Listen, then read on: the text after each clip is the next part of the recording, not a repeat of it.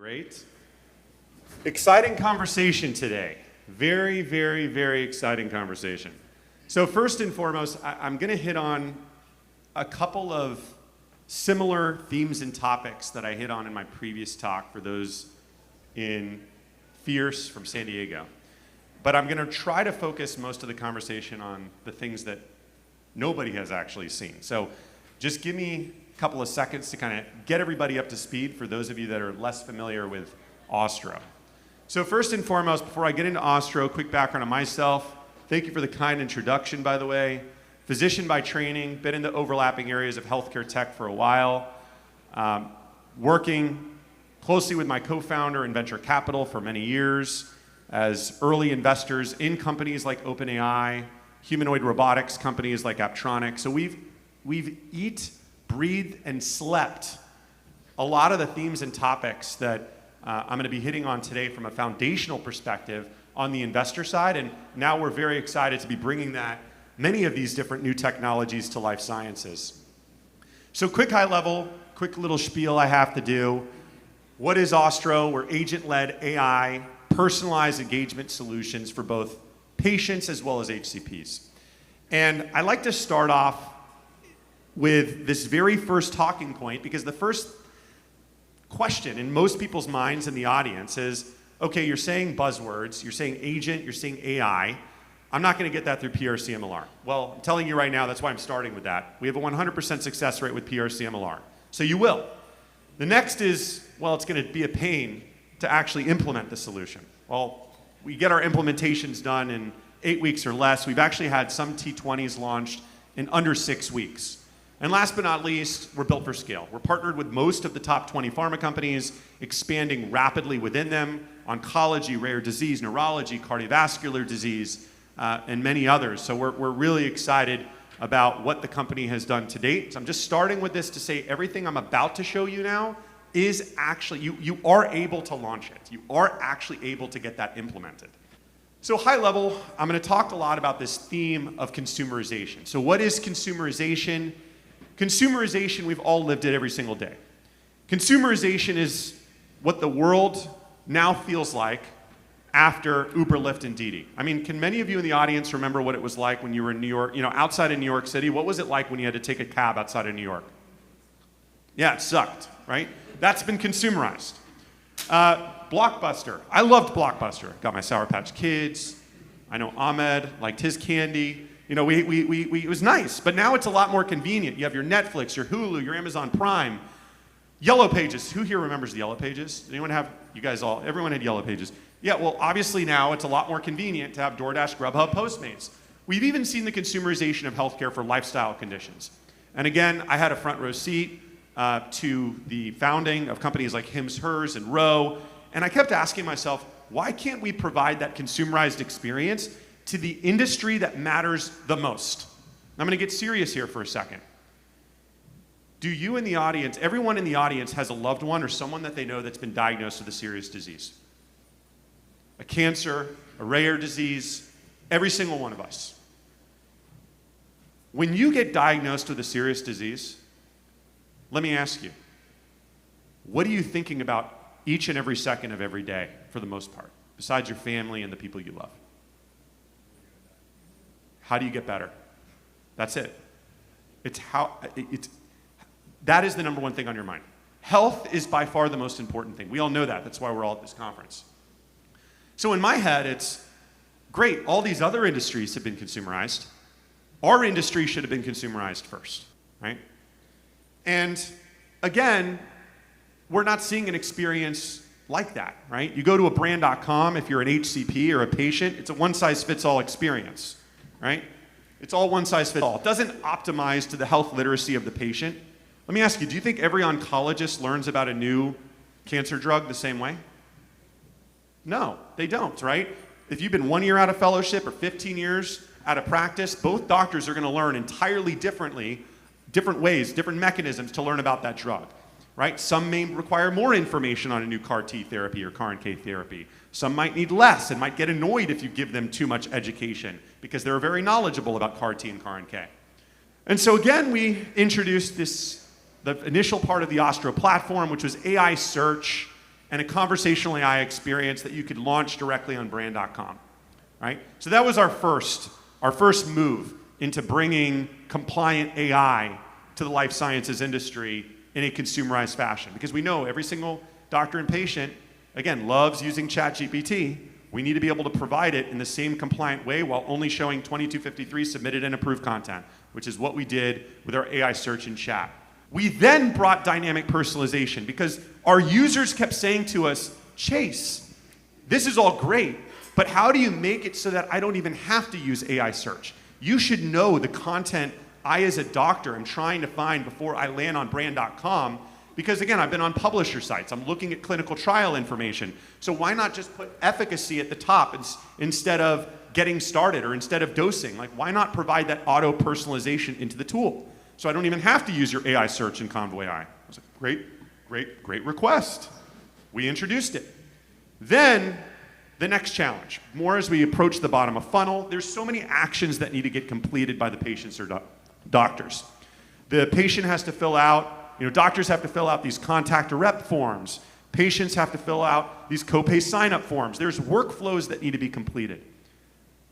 Let me ask you, do you think I, as a doctor, after I'm spending so much time in my EHR, 20 hours a week, if administrative burden that I'm facing, if I'm an oncologist, do you think I want to fill out a long PDF form on your website? Be honest. No, right? I don't. So that's really where the HVA-led execution comes in. And then last but not least, we kept getting told, Chase, go beyond brand.com. Chase, can we go beyond brand.com? Ahmed, can we go beyond brand.com? Dan Levy, can we go beyond brand.com? PJ, can we go beyond brand.com? Yes, we can and we did. And I'm going to show you how this all interfaces in just a second. So again, we built the whole ecosystem. First, we brought the Tailor solution to the brand.com for HCPs. Then we brought our Navigate solution to for patient websites. We introduced recently and publicly announced our Airmark product, which is the ability to have that full AI-driven HVA engagement experience over email, and of course now prompt for both consumers as well as HCPs. Now, this is the beautiful thing. I was told by Ahmed, if you go up on stage and talk about Power Rangers, you're no longer going to be my co-founder. We're going to find a new CEO. So I'm not going to use the Power Ranger analogy. Don't worry, Ahmed. But I am going to talk about the way our products interface by explaining it works kind of like an interconnected neural network, right? When you use one of our products, so again, we introduced our Navigate product. Let me ask you, do you think that when a patient comes and sees their physician, that the doctor is always on the same page as the patient?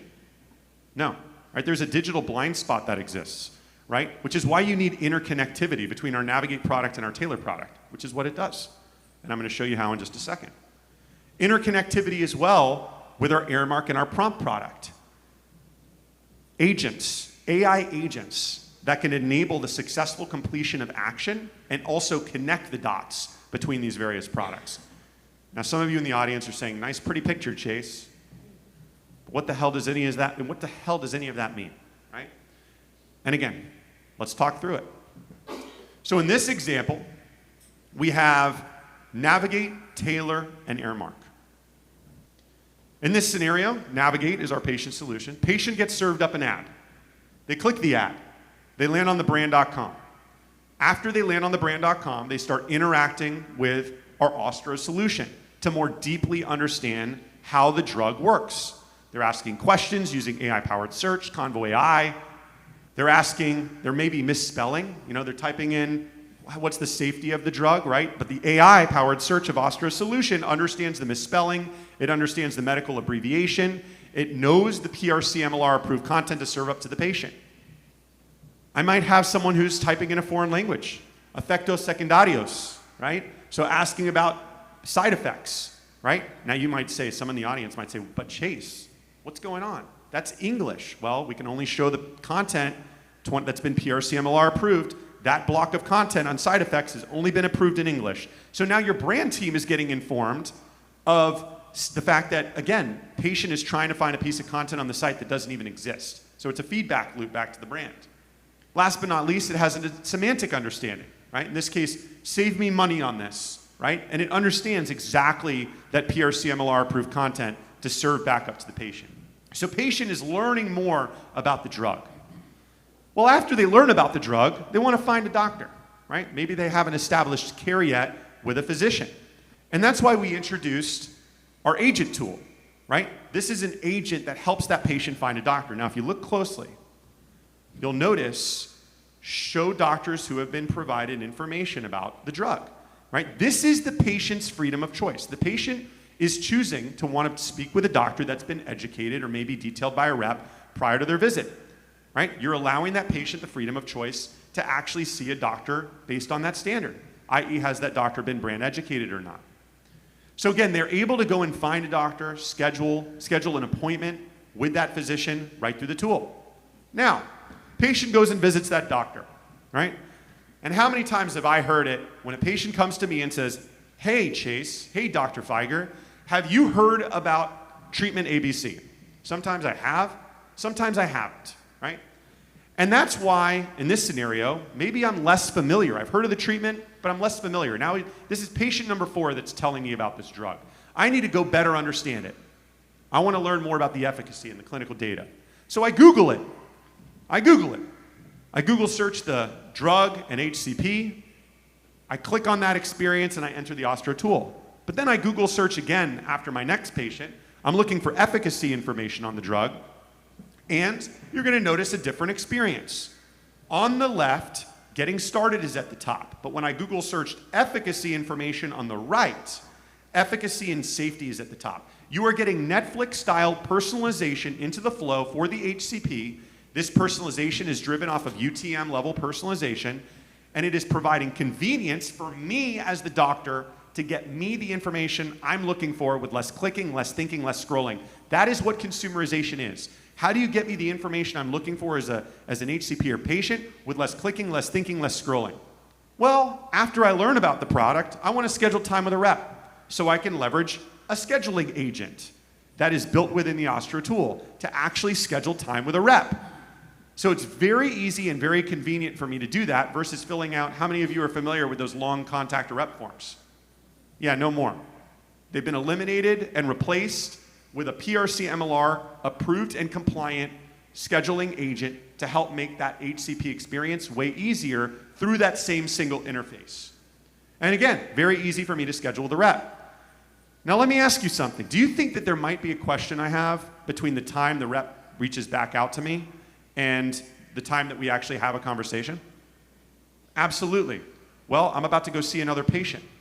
So, I receive an automated email over the Ostro Airmark product because, again, I just filled out the contact or rep form.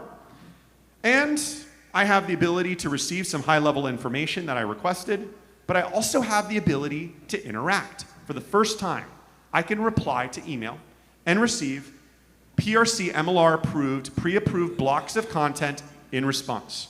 So I need to know, before I go meet with my next patient, what is the MOA of the drug? I don't want to go back and do it on brand.com. I want to do it on email. I get that PRC-MLR approved response right there over email. So that is one way that the Ostro solutions, and what I just showed, Navigate, Tailor, and Airmark, interact with one another. So I was told before this presentation, Chase, you need to show a couple of examples, otherwise it's not going to really paint a clear picture on how your solution works. So let's do it. Tailor, prompt, tailor.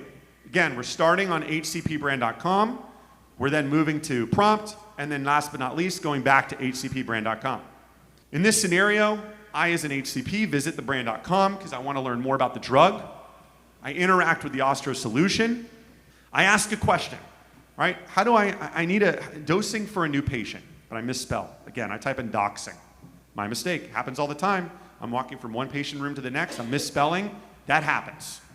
Everyone misspells. I'm reading about dosing, but now we are accessing and leveraging what's known as a recommendation agent that's built within the Ostro tool. This recommendation agent says, well, Chase, we know that after looking at dosing and administration information, you love to know about MOA next. So we have a recommendation agent that's providing a personalized sequence and flow for the HCP right within the Ostro solution. And so again, I can click on that, learn more about MOA, And then now I'm being told next, someone like you, after reading about two things, we know you only have 30 seconds typically to look at information on the site. We know you want to typically contact a rep because you're probably running to a patient room. So I click on the contact a rep form, and I'm able to fill it out with my information. And of course, after I fill it out, I'm now running to my patient room, but lo and behold, I have a text message sitting in my phone.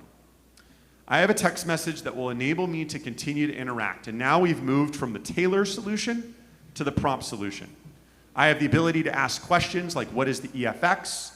And of course, the response I get is, well, typically when Chase asks a question about what is EFX, what are some of the follow-up questions doctors like him might have next? I can even go back. Well, we know that he never watched the MOA video. So we should serve back up mechanism of action to him through text. I can click on that. Again, what is the mechanism of action? And it can send me directly back into the Taylor solution on your brand.com, sending me from SMS back to brand.com. This is orchestration. This is true multi-channel orchestration. Again, we moved from brand.com for HCP to SMS back to brand.com for interaction directly with a piece of very important multimedia content, video.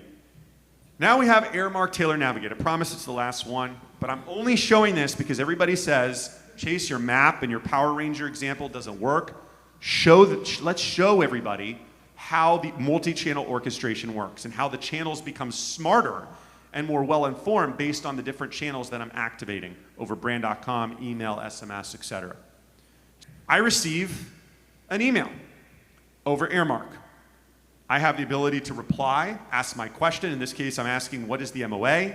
I get my PRC MLR approved response on what is the MOA. I then have one more question. Well, how does my patient save money? I get a response on how my patient saves money around copay savings information. Then I have the ability to escalate and move from email into a support hub. This sends me directly into a coverage checking agent. Again, my patient is with me right now. They're saying, Chase, you know, I want to go back to the support hub. I need to be able to provide that specific information to the patient. Patient is under, you know, the plan is Aetna Advanced Control. I have the zip code, and I'm able to find out right then and there whether that patient is covered. This is the power of agentic interconnectivity and the power of leveraging multi-channel. Now, of course, the patient's then going to want to access their copay assistance. So now, I'm talking to my patient, they're in the room, I'm saying, look, you're covered. Your Aetna Advanced Care Plan covers this medication, right? Covers it, as we see here. It's fully covered. Patient then says, well, I'm gonna go to the pharmacy and I just wanna make sure I have copay savings. So I say, okay. Patient then accesses the copay savings on their mobile device. They were able to easily access that information and get all of what they need right then and there on their mobile device, so they're ready and prepared by the time they show up at the pharmacy. But they want to know what pharmacy to go to. You knew that was coming. Which is why we have a pharmacy finder agent that is literally able to tell them, they type in their zip code right then and there through Convoy AI. It's able to show them the pharmacies near them that are open that carries the medication. Again, what am I showing? I'm showing consumerization. I'm showing convenience. Why are we making it so hard for doctors and patients to interact with content that they need and to complete important next step actions in their journey? Everything I'm showing, quite honestly, has been done for years in other industries. We're now just bringing it to life sciences. So again, how has this impacted HCP behavior from a high value action perspective? How has this impacted script behavior? We analyzed some information on an oncology. This is a big oncology brand, blockbuster drug, for 5 months prior the implementation and 5 months after the implementation of Taylor. We saw before the implementation of our solution, patient management guide downloads were 46. After the implementation, measured 5 months after, 578. We went from 1,157% increase in this key critical high value action. Long-term data downloads went from 54 to 1,559, an increase of almost 28x from that high-value action perspective. Total HVAs went from 695 to 4,586.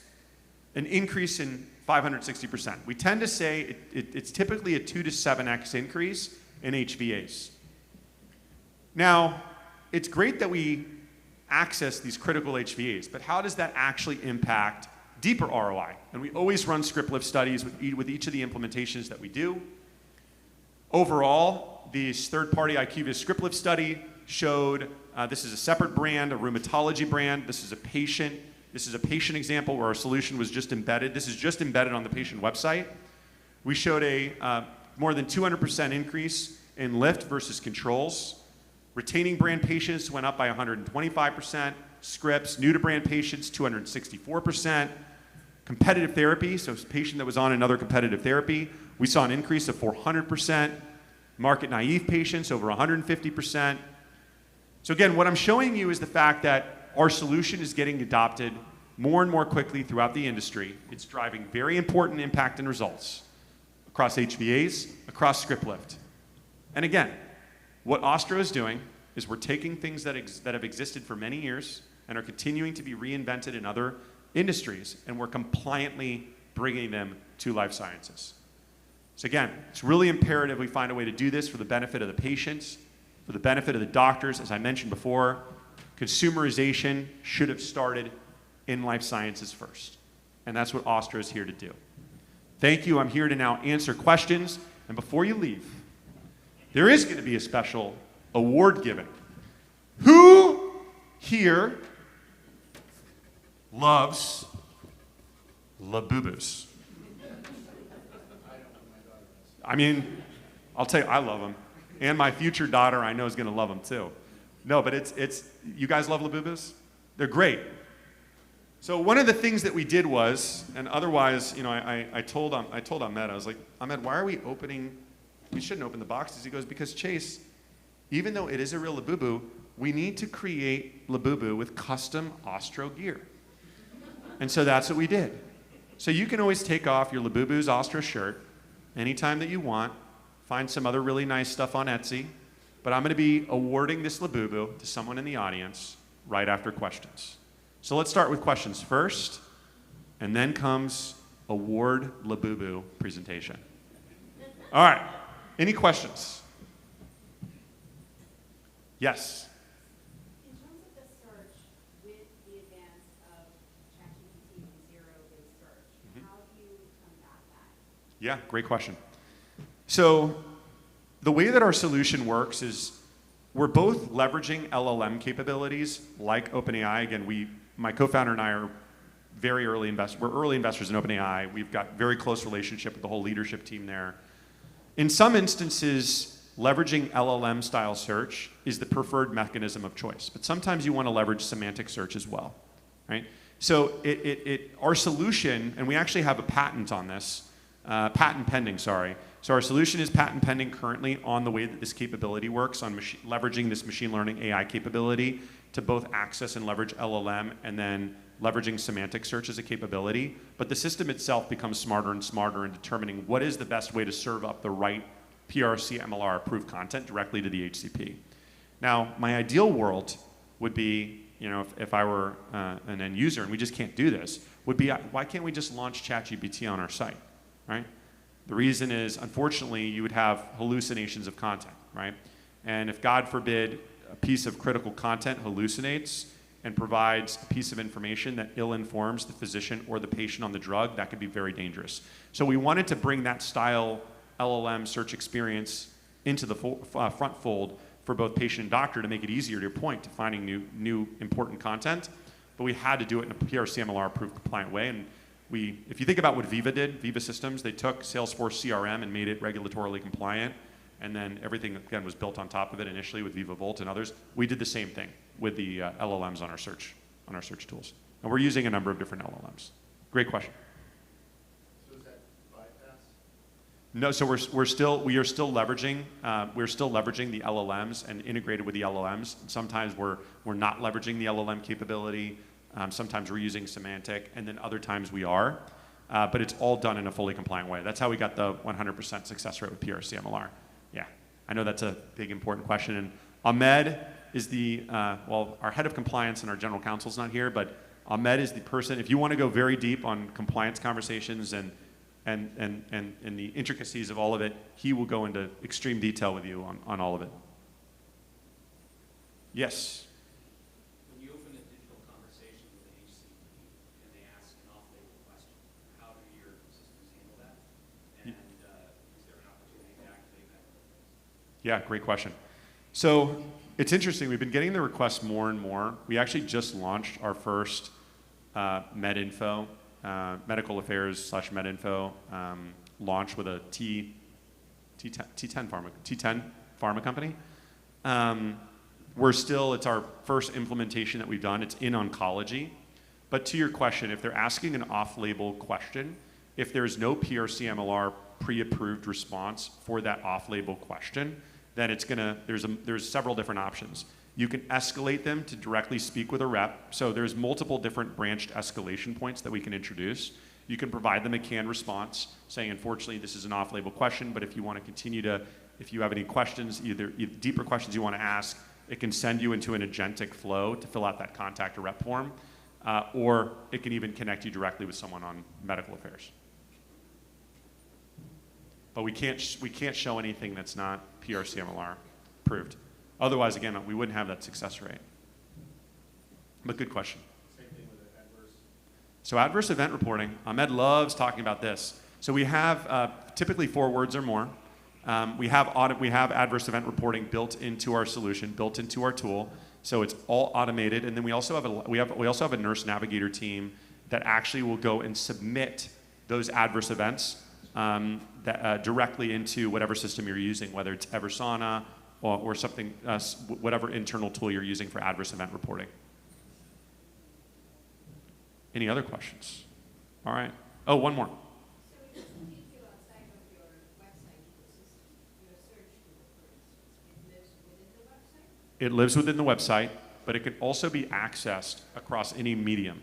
So again, I showed you kind of how it worked over email. I showed you how it worked over SMS. You can access our solution directly off of an ad. We have some brands that literally say, can we just send the patient or the doctor directly into the Ostra tool? Now, what's your name, I'm sorry? Nitya? Nitya, I'm sure you're probably thinking, well, I don't want it to mess with my GA4 analytics.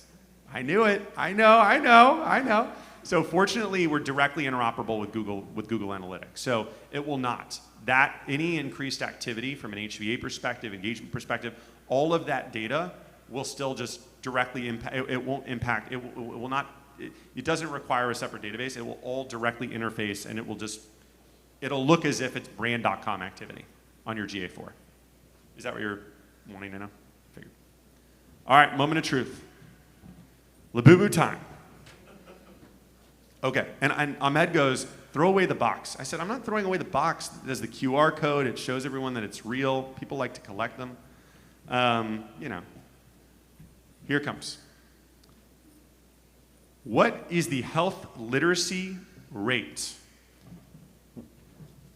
of patients, i.e., fill in the blank percent of patients understand the average piece of pharma content on the site? Whoever gets closest wins. Blank percent of patients understand an average piece of branded pharma content on the site. 13% of patients understand. I'm holding. So first response is 13. I'm locking it. Ahmed, write down 13. 16. I haven't heard the closest answer I've heard. The closest answer I've heard is actually 13. So it's 86% of patients. Technically, someone actually said 15% too. So that person is right too, which means you get a Labubu also, because it's kind of a middle ground. The correct answer is 14%. Oh, you said 14? So you win. And then, I'm sorry. We've got a Labubu champion.